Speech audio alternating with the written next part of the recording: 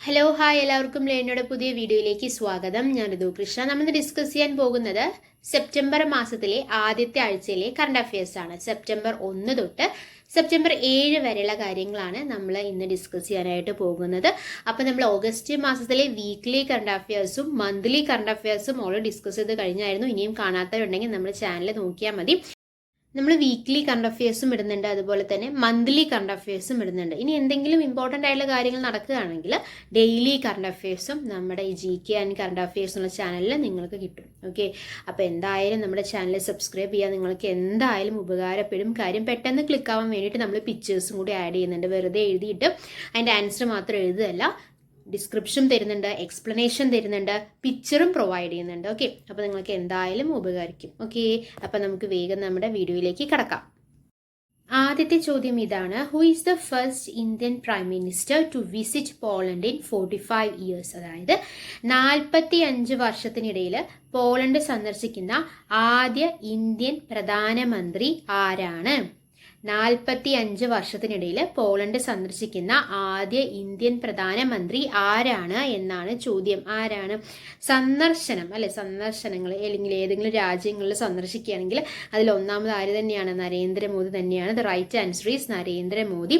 Narendra Modi is the first Indian prime minister to visit Poland in 45 years. Okay, നമുക്കറിയാം Ukraine എന്ന് പറയുമ്പോൾ യുദ്ധഭീതിയിലുള്ള Ukraine അല്ലെ. യുദ്ധഭീതിയിലുള്ള യുക്രൈൻ്റെ മണ്ണിൽ ഓഗസ്റ്റ് 23 ഇന്ത്യൻ പ്രധാനമന്ത്രി നരേന്ദ്രമോദി ചരിത്ര സന്ദർശനം നടത്തിയത്. യുക്രൈനിലെ സമാധാനം ഉറപ്പാക്കാനുള്ള ശ്രമങ്ങൾ നടത്താൻ ഇന്ത്യ ഒരുക്കമാണെന്ന് പറഞ്ഞ മോദി വ്യക്തിപരമായി ഇടപെടാനുള്ള സന്നദ്ധയും പ്രകടിപ്പിച്ചിട്ടുണ്ട്. യുക്രൈൻ റിപ്പബ്ലിക് സ്ഥാപിതമായതിനു ശേഷം ഒരു ഇന്ത്യൻ പ്രധാനമന്ത്രി നടത്തുന്ന ആദ്യ സന്ദർശനമാണിത്. ശ്രദ്ധിക്കുക, എന്താ പറഞ്ഞത്? യുക്രൈൻ റിപ്പബ്ലിക് സ്ഥാപിതമായതിനു ശേഷം ഒരു ഇന്ത്യൻ പ്രധാനമന്ത്രി നടത്തുന്ന ആദ്യ സന്ദർശനമാണിത്. അത് ഏത് പ്രധാനമന്ത്രിയാണ്? നമ്മുടെ പ്രധാനമന്ത്രിയാണ്, നരേന്ദ്രമോദിയാണ് അല്ലെ. യുക്രൈൻ പ്രസിഡന്റ് വ്ളോഡിമിർ സെലൻസ്കിയുടെ ക്ഷണപ്രകാരമായിരുന്നു സന്ദർശനം. പോളണ്ടിൽ നിന്ന് യുക്രൈന്റെ ട്രെയിൻ ഫോഴ്സ് 1 എന്ന ട്രെയിനിലാണ് മോദി കീവിയിലെത്തിയത്. പോളണ്ടിൽ നിന്ന് യുക്രൈൻ തലസ്ഥാനത്തേക്കുള്ള നയതന്ത്ര യാത്രകൾക്ക് ഉപയോഗിക്കുന്ന ആഡംബര ട്രെയിനാണ് ഏത്? ട്രെയിൻ ഫോഴ്സ് 1 എന്ന് പറയുന്നത്. യുക്രൈനിലേക്കുള്ള യാത്ര മധ്യേ വാഴ്സയിലെത്തിയ മോദി പോളണ്ട് പ്രധാനമന്ത്രി ഡൊണാൾഡ് ടസ്കിനോടും ചർച്ച നടത്തിയിട്ടുണ്ടായിരുന്നു. അങ്ങനെ 45 വർഷത്തിനിടയിൽ പോളണ്ട് സന്ദർശിക്കുന്ന ആദ്യ ഇന്ത്യൻ പ്രധാനമന്ത്രിയായി ആര് മാറി? നരേന്ദ്രമോദി മാറി. അടുത്ത ചോദ്യമാണ് രണ്ടാമത്തെ ചോദ്യം. Which country hosted the third voice of global south summit? അതായത് വോയിസ് ഓഫ് ഗ്ലോബൽ സൗത്ത് ഉച്ചകോടിക്ക് ആതിഥ്യം വഹിച്ച രാജ്യം ഏതാണ്? ഇന്ത്യയാണ് കേട്ടോ. വോയിസ് ഓഫ് ഗ്ലോബൽ സൗത്ത് ഉച്ചകോടിയുടെ മൂന്നാം പതിപ്പിന് ഇന്ത്യ ആതിഥ്യം വഹിച്ചിരിക്കുകയാണ്. ഗ്ലോബൽ സൗത്തിലെ ഡിജിറ്റൽ സൗകര്യ വികസനത്തിന് $2.5 കോടി ഇന്ത്യ നൽകുമെന്ന് പ്രധാനമന്ത്രി നരേന്ദ്രമോദി പ്രഖ്യാപിച്ചിട്ടുണ്ട്.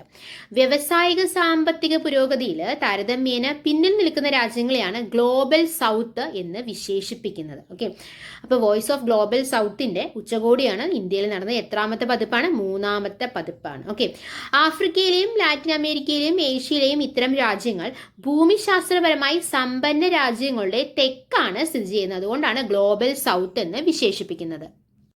അടുത്ത ചോദ്യമാണ് മൂന്നാമത്തെ ചോദ്യമാണ്. Which is the third largest ocean in the world? ലോകത്തിൽ തന്നെ ഏറ്റവും വലിയ മൂന്നാമത്തെ മഹാസമുദ്രം ഏതാണ്? ഇന്ത്യൻ ഓഷ്യൻ ആണ് അല്ലെ. Indian ocean is the third largest ocean in the world. എന്തുകൊണ്ടാണ് കറണ്ട് അഫയേഴ്സിൽ ഇങ്ങോട്ട് ചോദ്യം വരാനുള്ള കാരണം ചോദിച്ചു കഴിഞ്ഞു കഴിഞ്ഞാൽ ഇന്ത്യൻ മഹാസമുദ്രത്തിലെ അടിത്തട്ടിൽ കണ്ടെത്തിയ പർവ്വതങ്ങൾക്ക് ഇന്ത്യ ഔദ്യോഗികമായി പേരുകൾ നൽകിയിട്ടുണ്ടായിരുന്നു ഈ ഒരാഴ്ച. ഓക്കെ, ഇന്റർനാഷണൽ ഹൈഡ്രോഗ്രാഫിക് ഓർഗനൈസേഷനും യുനെസ്കോയുടെ ഇന്റർ ഗവൺമെന്റ് ഓഷ്യനോഗ്രാഫിക് കമ്മീഷനും അടുത്തിടെ അംഗീകരിച്ച പർവ്വതങ്ങളെ അശോകസി മൗണ്ട്, ചന്ദ്രഗുപ്ത റിഡ്ജ്, കൽപ്പതരു റിഡ്ജ് എന്നിങ്ങനെ ഇന്ത്യ നാമകരണം ചെയ്തിട്ടുണ്ട്. അതുകൊണ്ടാണ് ഈ ഒരു ക്വസ്റ്റ്യൻ വരാനുള്ള കാരണം. ഓക്കെ, അപ്പോൾ മഹാസമുദ്രത്തിലെ ഇന്ത്യൻ പർവ്വതങ്ങൾക്ക് നാമകരണം ചെയ്യപ്പെട്ടിട്ടുണ്ട്. എന്തൊക്കെ പേരുകളാണ്? അശോകസി മൗണ്ട്, ചന്ദ്രഗുപ്ത റിഡ്ജ്, കൽപ്പതരു റിഡ്ജ്. അടുത്ത ചോദ്യമാണ് നാലാമത്തെ ചോദ്യമാണ്. Who is the batsman who has hold most runs in an over in T20 international cricket? അതായത് രാജ്യാന്തര 2020 ക്രിക്കറ്റിൽ ഒരു ഓവറിൽ ഏറ്റവും അധികം റൺസ് നേടിയ ബാറ്റർ എന്ന റെക്കോർഡ് സ്വന്തമാക്കിയത് ആരാണ് എന്നാണ് ചോദ്യം. ആരാണ്? ഡാരിയസ് വൈസറാണ്. രാജ്യാന്തര 2020 ക്രിക്കറ്റിൽ ഒരു ഓവറിൽ ഏറ്റവും അധികം റൺസ് നേടിയ ബാറ്റർ എന്ന റെക്കോർഡ് സമോവയുടെ ഡാരിയസ് വൈസറാണ് സ്വന്തമാക്കിയത്. 2020 ലോകകപ്പിനുള്ള ഈസ്റ്റ് ഏഷ്യ പസഫിക് മേഖല യോഗ്യതാ മത്സരത്തിൽ വനൌത്തിനെതിരെയുള്ള മത്സരത്തിൽ ഒരു ഓവറിൽ 39 റൺസാണ് വൈസർ നേടിയത്. 4 ലിപ്പിക്കോയാണ് റെക്കോർഡ് റൺസ് വഴങ്ങിയ ബോളർ. ഇതാദ്യമായാണ് ഒരു ബാറ്റർ രാജ്യാന്തര 2020 ഒരു ഓവറിൽ 36 റൺസിൽ അധികം നേടുന്നത്. അടുത്ത ചോദ്യം, 5ാമത്തെ ചോദ്യം. Who has earn the title of the grand mother of the world? ലോകത്തിലെ മുതുമുത്തശ്ശി എന്ന ബഹുമതി സ്വന്തമാക്കിയത് ആരാണ് എന്നാണ് ചോദ്യം. ആരാണ്? തോമിക്ക ഇദൂക്ക. ജപ്പാനിൽ നിന്നുള്ള തോമിക്ക ഇദൂക്കയാണ് ലോകത്തിലെ മുതുമുത്തശ്ശി. അതായത് ലോകത്തിലെ മുതുമുത്തശ്ശി എന്ന ബഹുമതി ജപ്പാനിൽ നിന്നുള്ള തോമിക്ക ഇദൂക്കയാണ് സ്വന്തമാക്കിയിട്ടുള്ളത്. ലോകത്തെ ഏറ്റവും പ്രായമേറിയ വ്യക്തി എന്ന റെക്കോർഡിന് ഉടമയായിരുന്ന സ്പെയിൻ സ്വദേശി മരിയ ബ്രന്യാസ് 117 വയസ്സായിരുന്നു. ഓഗസ്റ്റ് 19 അന്തരിച്ചു. അതോടെയാണ് ഈ ബഹുമതി ഇദൂക്കയുടെ പേരിലായത്.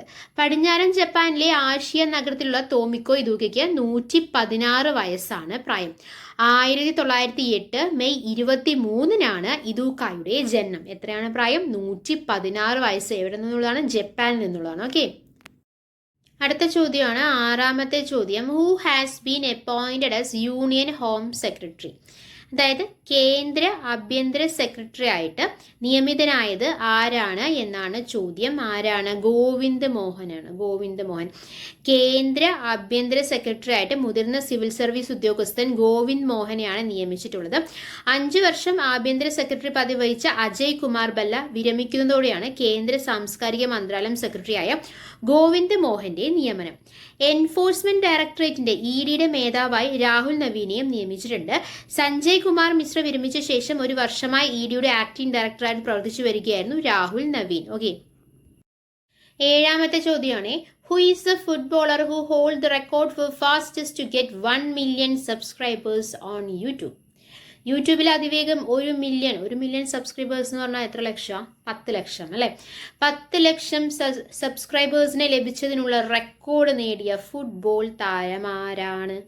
എല്ലാവർക്കും അറിയാം. പോർച്ചുഗീസ് ഫുട്ബോൾ താരമായിട്ടുള്ള ക്രിസ്ത്യാനോ റൊണാൾഡോയാണ് അല്ലെ യൂട്യൂബിൽ അതിവേഗം 1 മില്യൺ സബ്സ്ക്രൈബേഴ്സിന് ലഭിച്ചിട്ടുള്ള റെക്കോർഡ് നേടിയത്. 90 മിനിറ്റിനുള്ളിൽ റൊണാൾഡോയുടെ യൂട്യൂബ് അക്കൗണ്ട് 10 ലക്ഷം സബ്സ്ക്രൈബേഴ്സിനെ സ്വന്തമാക്കി. ക്രിപ്റ്റോ ഗെയിമിംഗ് പ്ലാറ്റ്ഫോമായ ഹാംസ്റ്റർ കോബറ്റ് സൃഷ്ടിച്ച യൂട്യൂബ് റെക്കോർഡാണ് മറികടന്നത്. അതായത് 7 ദിവസം കൊണ്ടാണ് hamster Corbett crypto gaming platform ആയിട്ടുള്ള ഹാംസ്റ്റർ കോബറ്റ് 7 ദിവസം കൊണ്ടാണ് 10 ലക്ഷം സബ്സ്ക്രൈബേഴ്സിനെ നേടിയത്. എന്നാൽ 90 മിനിറ്റിനുള്ളിൽ 1.5 മണിക്കൂറിനുള്ളിൽ 10 ലക്ഷം സബ്സ്ക്രൈബേഴ്സിനെ നേടിയിട്ടുള്ള യൂട്യൂബ് താരം അല്ലെങ്കിൽ ഫുട്ബോൾ താരമായിരുന്നു ഇപ്പോൾ യൂട്യൂബ് താരമായി മാറിയിരിക്കുകയാണ്. ആരാണ്? റൊണാൾഡോയാണ് അല്ലേ? അടുത്ത ചോദ്യമാണ് 8ാമത്തെ ചോദ്യം. Who has been appointed as the new ambassador of India to the United Nations? Who has been appointed as the new ambassador of India to the United Nations? ആരാണ്? പി ഹരീഷ് ആണ്. P Harish has been appointed as the new ambassador of India to the United Nations. അടുത്തതും ഒരു appointment ആണ്. Who was appointed as the full time director of enforcement directorate ഇഡിയിൽ full time ഡയറക്ടറായിട്ട് നിയമിതനായത് ആരാണെന്നാണ് ചോദ്യം. Who was appointed as the full time director of the enforcement directorate ED? ആരാണ്? രാഹുൽ നവീൻ. നമ്മൾ പറഞ്ഞുള്ളൂ, രാഹുൽ നവീനെ കുറിച്ച് നമ്മൾ പറഞ്ഞായിരുന്നു. അപ്പോൾ Rahul Naveen was appointed as the full time director of the enforcement directorate. Sanjay Kumar Mishra വിരമിച്ച ശേഷം ഒരു വർഷമായി ഇഡിയുടെ ആക്ടിംഗ് ഡയറക്ടറായി പ്രവർത്തിച്ചു വരികയായിരുന്നു. ആര്? രാഹുൽ നവീനെ എന്തായിട്ടാണ് നിയമിച്ചത്? എൻഫോഴ്സ്മെന്റ് ഡയറക്ടറേറ്റിന്റെ മേധാവി ആയിട്ടാണ് രാഹുൽ നവീനെ നിയമിച്ചിട്ടുള്ളത്. ഓക്കെ, അടുത്ത ചോദ്യം, അവസാനത്തെ ചോദ്യം, 10ാമത്തെ ചോദ്യം. Prerana programme recent seen in news is launched by which ministry? Prerana programme, വാർത്തകളിലൊക്കെ ഇടപെട്ടിട്ടുള്ള പ്രേരണ പ്രോഗ്രാം ഏത് മിനിസ്ട്രി ആയിട്ട് ബന്ധപ്പെട്ടതാണ് എന്നാണ് ചോദ്യം. ഏത് മിനിസ്ട്രിയാണ്? Right answer is ministry of education.